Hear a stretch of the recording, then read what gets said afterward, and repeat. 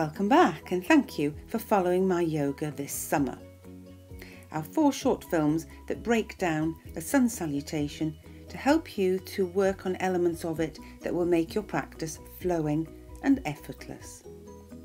And this time in film 2, we've actually brought some summer to you. In it, we're going to look at the step through, an element of Sun Salutation that is often asked about.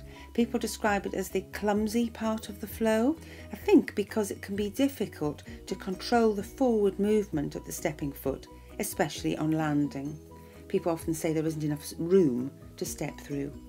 So we've divided this film into 2 parts. Technique for the step through, of course, but also a number of ways of mobilising the hips in preparation for it. And if you want to consider support from the upper body, you may want to look back at film 1, the Sun Salutation, to consider elements of weight transfer from the back of the mat to the front.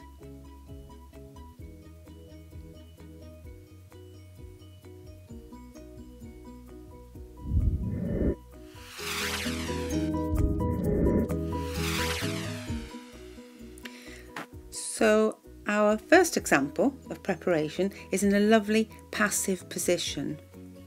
Just lift your foot from the floor and start to rotate your hip gently, and then you can rest the foot on the opposite knee. And as you do this, it's important to evert the foot, i.e. flex it, and then gently roll the foot outwards. So if you like, you're gently pressing the outer edge of the foot, either against the resting knee or towards it. This protects the knee of the bent leg. And then you can lift the supporting foot from the floor. Continue to rotate the hip just through a greater range of movement. You can, using the arms, ease the knee towards the body. You can move it to left and right, and then you can rotate it across the body so that you get a gentle spinal roll as well, all as shown. And then of course you're going to repeat this on the other side.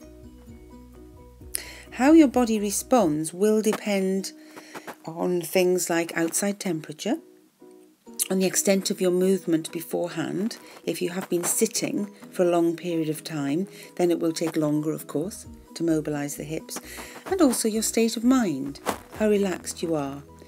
So in the preparatory stage, don't rush into anything, just gently ease your hips in preparation for movement.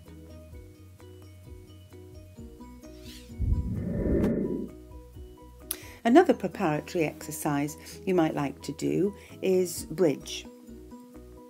We would suggest early on in your practice a bridge that's just about 60 or 70% perhaps of your full posture. And it's very important that you lift the tailbone first before you start to roll the lower back. That way you can keep space in the lumbar part of your spine as you lift and roll up into your gentle bridge position. You can hold this for around 20 to 30 seconds. And in the example here, Uki is combining bridge with the hip openers of the first preparatory warm-up, and in this case, because she's holding for a little bit longer, she's supporting her back with the heels of her hands.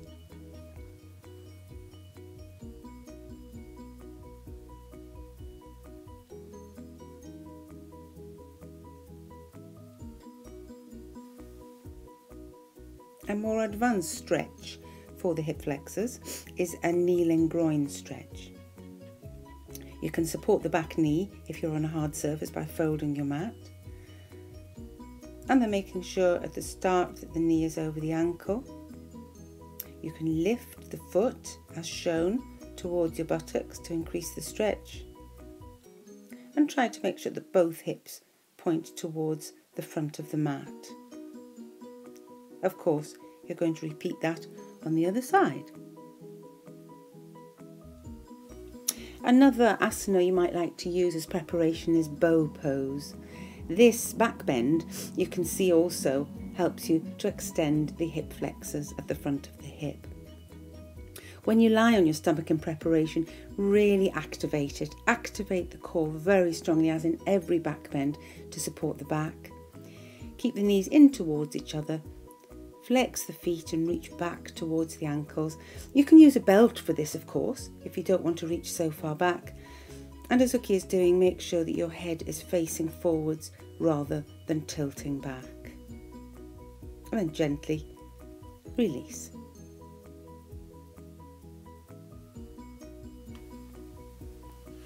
And from preparation to technique. We have talked about the hip flexors, a group of muscles at the front of the hip, the action of which is to draw the leg, the thigh, in towards the torso. So you can see how important this group of muscles is in the step through in Sun Salutation. Tight hip flexors are often associated with a lot of sitting, so although you're looking for balance in the length of the hip flexor, they are more commonly short rather than long, and that's why we've concentrated on the stretch. As you can see here on the technique for the step through, as you draw the knee in towards the torso as the hip flexors activate, you need to move the body weight, transfer it forwards on the mat, so that the shoulders come over the wrists. As the knee comes through, you can round the back. And then, as you begin to open the leg so that the foot comes to the front of the mat, you lift the hand. If you're stepping through with the right foot, you lift to the fingertips of the right hand, also to create that little bit of space. And then you have your perfect step through. That doesn't necessarily come easily, and especially if you've got long legs, it can be very difficult to find the space to step these legs through to the front of the mat. An alternative is to help the foot through. So as you'll see in the next section, you lift very high onto the toes of the supporting leg. You transfer the weight forward on the mat as the knee comes through. You can arch your back to give you that little bit of extra space, and then when your toes come naturally to the floor, if it's the right foot you're stepping with, you just use the right hand to lift the foot to the point at the front of the mat where you want it. And that is also perfectly good technique until you find that you can create the space and you have the control to step through without support. The end result, as you can see, is exactly the same.